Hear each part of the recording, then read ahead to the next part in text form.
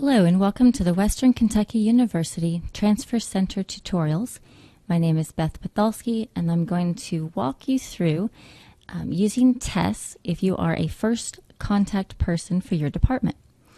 So you need to go to the TES website. So if you've been tagged by your department that you're going to be the first contact for a specific area or curriculum, then I will set you up an account in TES and you'll get some wonderful emails from me with lots of instructions. And you can always view the videos, of course, of how to walk through. So you are being asked as the first contact person to review or evaluate courses in TES. So we provide you a syllabus in TES, and they have their course description, and they have the course descriptions across time. You evaluate that for a Western course, and then you send that and reassign it to your department head. TES is basically replacing using the old form, an actual old paper form. When we utilize TES, it is for all students. No exceptions or substitutions can be run through TES. It's only for equivalencies for all students. So, enough about all that. Log in. So you've been provided a login, you've set up your email. Well, your login is going to be your Western email address. And then, of course, whatever password you have previously set up.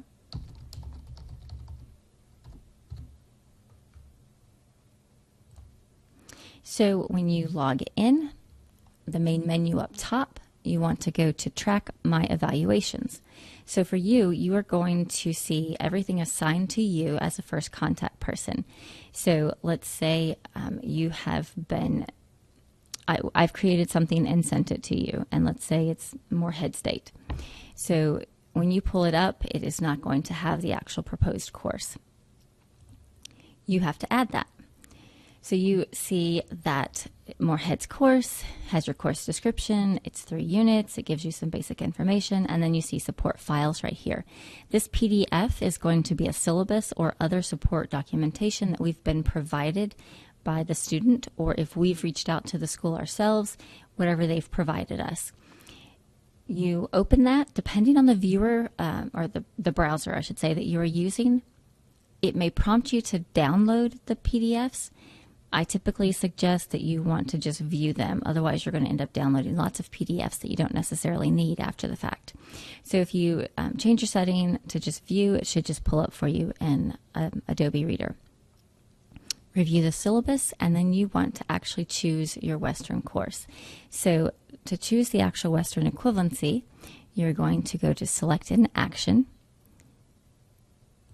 Add Edit Course, and then you're going to see the basic, what I call, it's the transfer equation. So you have a transfer course equaling a Western course. So the entire left side over here, you really don't need to touch. It's something that we're going to have set up already. It's the course we need you to evaluate. The only time you would change the left side or the transfer course is if you wanted to basically say, I want a grouping rule. That I say that this course plus this course and other courses, if needed, are required, because it's, think of it as a math equation, to equal this course at Western. So on Western side, it's important to, the first thing you want to do is pick your course catalog, pick the term. We articulate in the term the course was taken. So we will have told you what term we need to start this to capture the student's record that inquired. And I know that is talking about one student, but what you have to remember is this is for all students. It's just that the syllabus they will have provided us will be for a term that they took the course, and that's, since that student initiated the review, we want to make sure we capture their record. So if they provide us a syllabus for spring of 2016, then we want to make sure that we're actually in the course catalog at Western that includes spring of 16. Then you would choose your department. And then you're only going to be shown courses that existed in that time period, which is important. You can't give a course that just started or will start, say, in fall of 2019. We can't give that as an equivalency for a course taken back in fall of 14.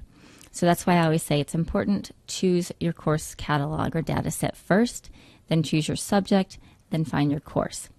when you add a course here, you'll notice it populates to your equation. I didn't mean to add that. No big deal. Click the X. It goes away. This is important. You need to be patient. Depending on your connection speed and how busy the database is, you may click it once and there may be a delay. Just know that if you get click happy, you may have 5 courses pop up all of a sudden, and you're going to have to delete all 5 of those, because remember, it's an equation. We need the left side to equal the right side. We don't need a bunch of repeats of anything on either side, actually. So once you have the courses you want that you say are equivalent, you click Done, and then it's going to show you the courses side by side. You can follow the evaluation log with any details that have occurred down here from when we started it all the way up until it's been approved. But you are a first contact person, so your job is not to approve it. Your job is to basically show your approval by choosing the Western course because you've evaluated it. So now you need to reassign it to your department head. The list is going to be broke out by department first, so that's how we have it alphabetized. So if your department is, let's go engineering, you are the first contact person, so you are going to reassign it to your department head, which is right here, sorry, director. Department head, director, whichever you actually have for your division.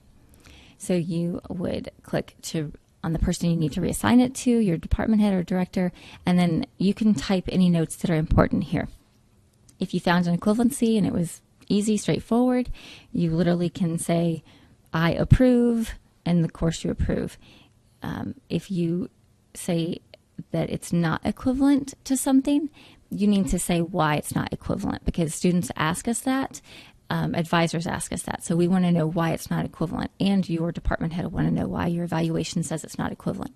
So you can say it is missing categories of specific details. It doesn't talk about vectors, or it doesn't go over color theory. Whatever it is that's missing, please put that in the notes. Now when you are done with your notes, you're going to say confirm. Do not uncheck this, please. Leave that email alert there so that everybody gets the email alert that they have a new task they need to take care of.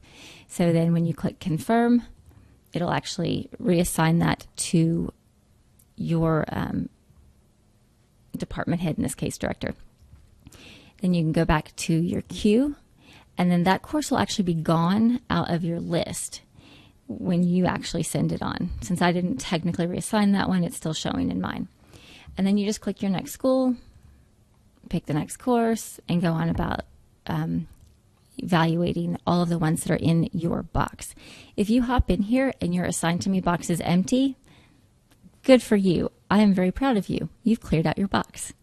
Now, when I create something new or one of my processors, you will get an email from TES.collegesource saying that you have something to be evaluated. There is a link in the email. Please do not feel like you need to click that link. You can just simply open a browser and type in tes.collegesource.com, log into the system, go to track my evaluations, and assign to me as your default. That is what will come up.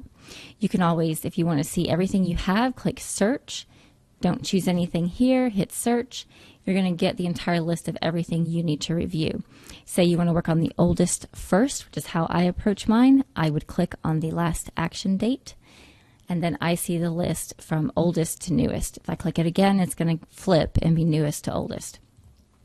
All of these headers you can click on and it'll resort your list.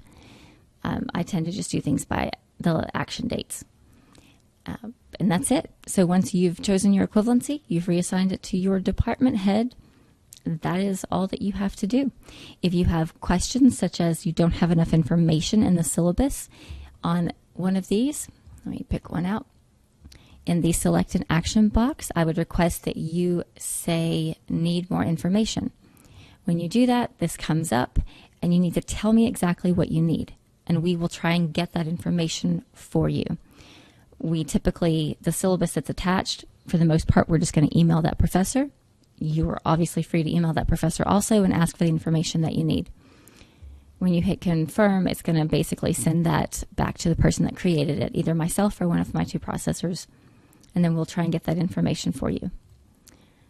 And that's it. As always, if you have questions on your role as a first contact person, please feel free to email us at transfer@wku.edu or give us a call.